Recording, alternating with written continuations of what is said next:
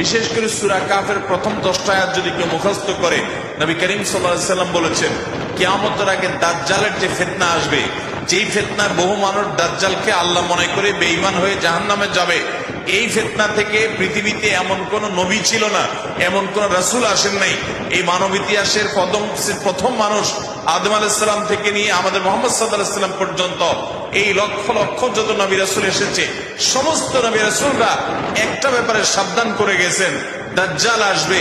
যে দাজ্জালের হাতে পাওয়ার থাকবে এত বেশি, অলৌকিকত্ব থাকবে এত বেশি, সে মরা মানুষকে জিন্দা করে ফেলবে, জিন্দা মানুষকে বলবে সে মরে যাবে, তার হাতেই সব কন্ট্রোলিং পাওয়ার থাকবে, দুনিয়ার সমস্ত রিজিক তার হাতে কক্ষিগত থাকবে, এমন পাওয়ার থাকবে তাকে দেখে মানুষ বলবে হ্যাঁ এই তো আল্লাহ, এই তো সবকিছু পারে, বেঈমান হয়ে যাবে।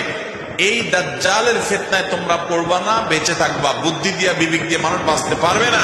দাজ্জালের ফিতনা থেকে বাঁচার জন্য সকল নবী রাসূলরা এর জন্য সাবধান।